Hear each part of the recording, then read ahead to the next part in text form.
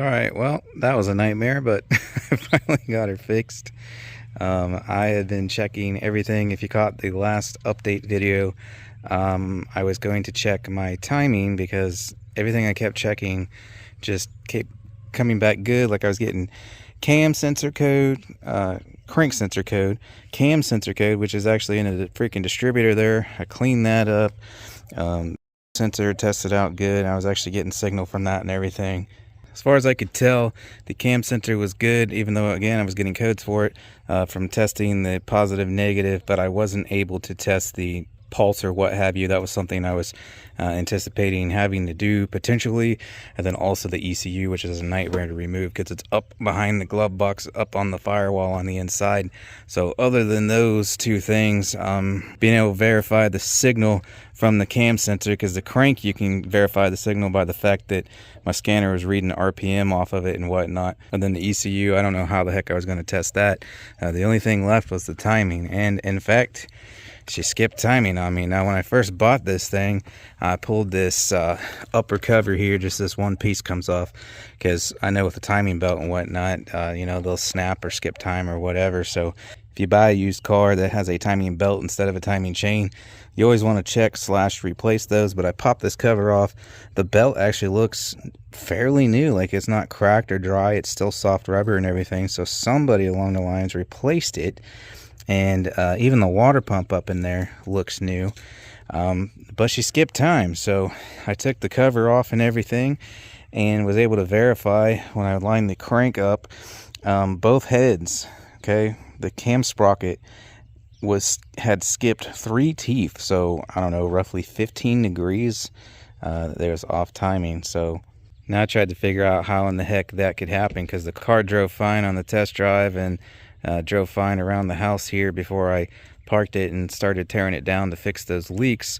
And then when I fired it back up, it just ran like crap. And I was like, all right, you know, how did that happen? I don't know why. It's just my luck that it just so happened to decide to skip time when I had it. The only thing I can think is that if you caught the right video, I had the number 5 and the number 3 spark plug wires backwards on the distributor because I was trying to rush and finish it up in the dark. And in the dark, the 3 and the 5 kind of look the same on the cap. So I did have those backwards, but that shouldn't be enough to make it, you know, the timing belt skip. But I found, where is it here? The tensioner, you know, that was my first suspect, was that, you know, maybe the tensioner was bad. And when I pulled it off and went to compress it, you know, it was super, super tight like it should be. So I put the pin in it, put it back on. And then when I pulled the pin out after compressing it to reinstall it, it then had some play. I can actually push on the ground here. It's hard to show you guys while recording with one hand. But I don't have to press very hard at all, and it goes in and out about 2 millimeters. It's not supposed to do that. This should have so much pressure that even if you press down with both arms very hard, it should not compress.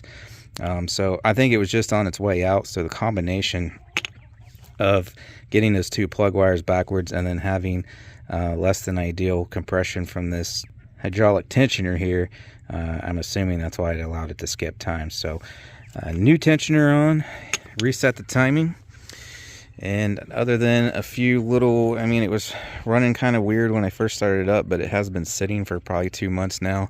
You can hear here it was ticking too, which I was concerned that the valves would kiss the pistons with it being out of time, but the ticking cleared up after I took it down the road around the block. So it must have just been the lifters being a little sticky from sitting.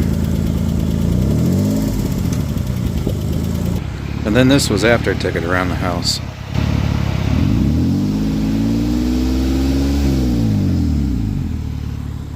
But after I took it down the road and around and back, it's pretty much back to normal idling and whatnot, and runs great like it did when I first picked it up. So that was the issue. She skipped timing on me there.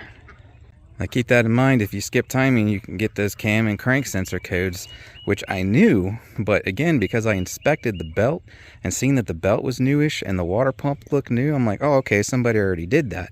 But apparently they did not replace the tensioner, or they replaced it with a very cheap tensioner, and well, she skipped time on us there. And that's why whenever you do your timing belt, you're supposed to do the whole kit. You replace the tensioner just in case the tensioner is on its way out. You replace the water pump just in case the water pump's on the way out, because you don't want to replace the timing belt and all that. And then 3, 4, 5, 6 months down the road, your water pump starts leaking, or you skip time because your freaking tensioner isn't good. So for the few of you that was following along, that was the issue. It skipped time on me, so we got that corrected. So now I can work on getting new tires for this thing, shocks and struts and whatnot. It needs new brakes, and then we can start with some performance modifications and do a little ripping on this. But like I said in the previous videos, these front struts, they are so bad. I mean, you can even see like where they've been leaking fluid down themselves. They're completely blown out.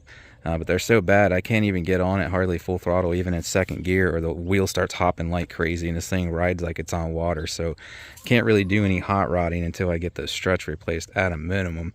But I'm probably going to do struts and shocks in the rear.